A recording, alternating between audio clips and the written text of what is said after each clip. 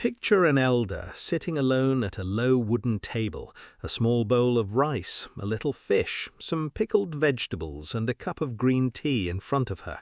Nothing on the plate looks like a diet meal, and yet she's finished eating in about 15 minutes, completely satisfied, without a single calorie counted. If you're over 40, you know the exhausting cycle: cutting portions, tracking macros, feeling deprived by dinner, and still somehow not seeing the number on the scale move the way it should. It's not that you're not trying, it's that most of what we call dieting was never built to be sustained for a lifetime, and it shows. Here's the myth bust.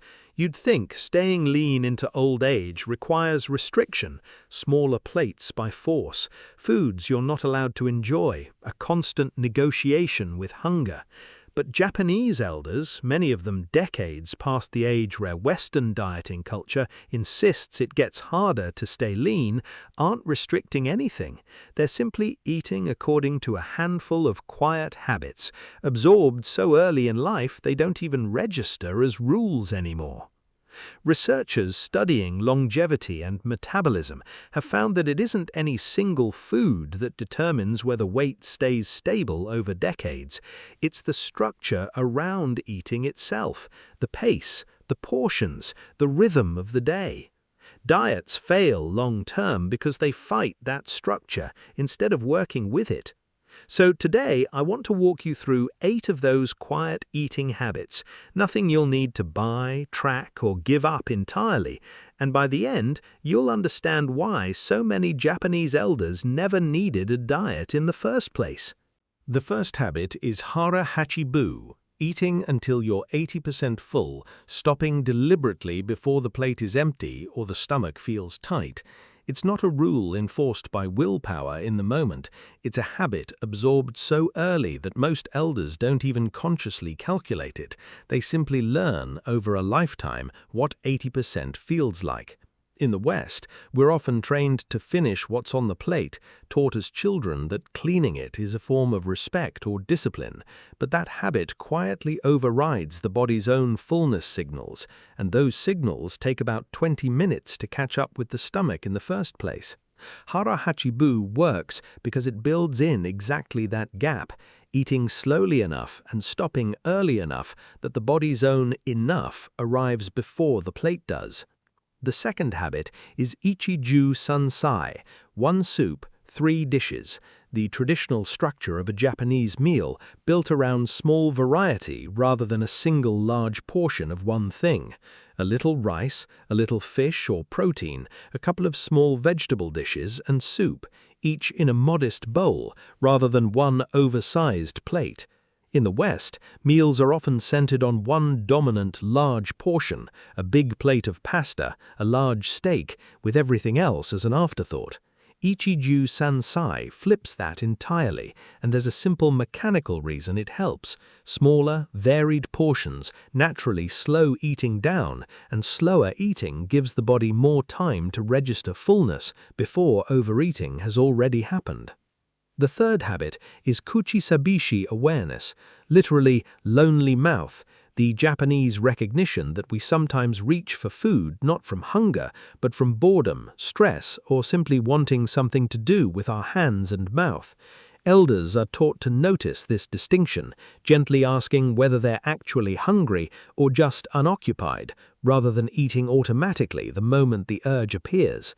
In the West, we rarely separate the two at all. Snacking has become such a normalized response to any restless moment that most people never pause to ask which one it actually is. And that pause matters more than it seems, because psychologists studying eating behavior have found that simply naming the urge, hunger or something else, is often enough to let it pass without needing food to resolve it. The fourth habit is Kamu koto, the deliberate practice of chewing thoroughly, often 30 times or more per bite, long past the point most people consider enough. It sounds almost too simple to matter, but there's a direct line between chewing and the same fullness signal we talked about earlier. The more slowly a bite is broken down, the more time the whole meal takes, and the more time the brain has to register satisfaction before the plate is empty.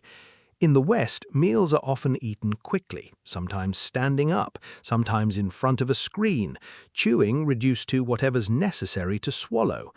Kamu koto treats chewing itself as part of the meal, not just a mechanical step before the real experience of eating.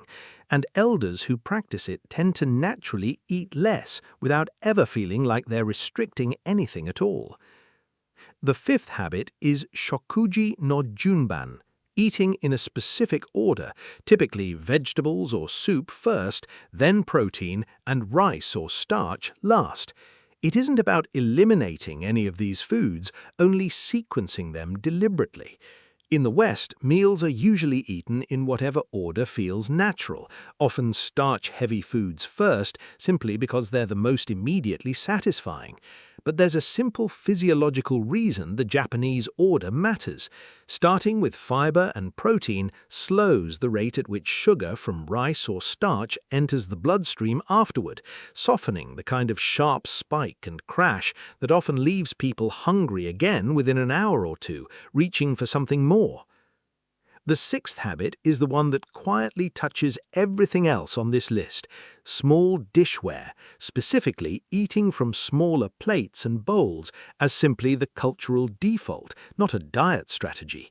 A traditional Japanese meal is served across several small vessels rather than one large plate, which means portions look and feel complete, even though they're smaller by volume. In the West, portion sizes have grown so gradually over decades that today's normal plate would have looked oversized a generation ago, and our sense of what a satisfying portion looks like has grown right along with it. Researchers studying portion perception have found that people consistently rate a smaller plate filled to its edges as just as satisfying as a larger plate filled to only 2/3.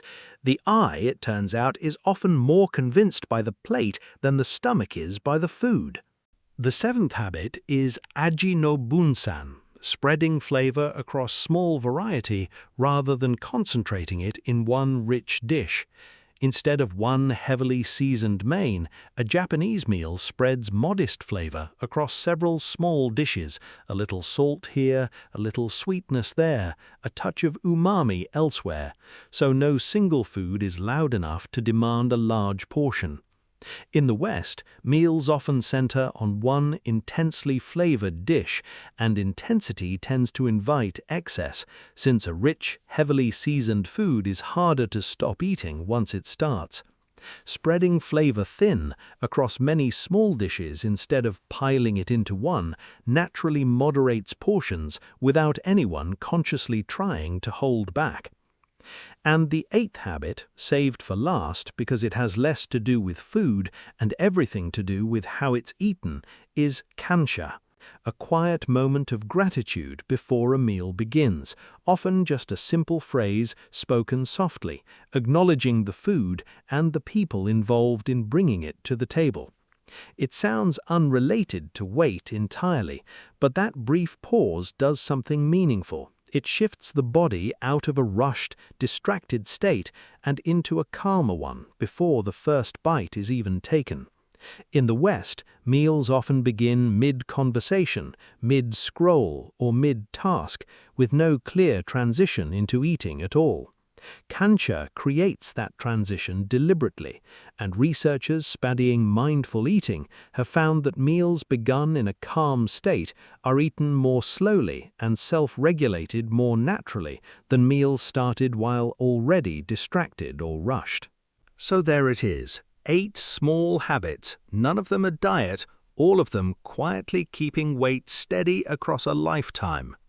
Hara hachi lets fullness catch up before the plate empties. Ichiju sansai builds variety into small portions instead of one large one. Kuchisabishii awareness separates real hunger from a restless mouth. Kamu koto turns chewing itself into a natural pace setter. Shokuji no junban sequences food to soften the blood sugar swings that leave you hungry again too soon. Small dishware convinces the eye a portion is complete even when it's modest. Aji no bunsan spreads flavor thin enough that no single dish demands excess. And kansha, the pause before the first bite, shifts the whole meal into a calmer, more self-regulated state from the very start. None of this replaces genuine nutrition needs, and if you have specific health conditions shaping how you eat, that guidance still matters more than any habit on this list. This isn't a promise that old patterns undo themselves overnight, but if you've spent years dieting hard and still ending up back where you started, it might not be a lack of discipline at all. It might just be that the structure around your meals was working against you the whole time, not the food itself. So, at your very next meal, try just one. Eat a little slower. Notice when you're 80% there. Pause for one breath before the first bite. That's enough to start.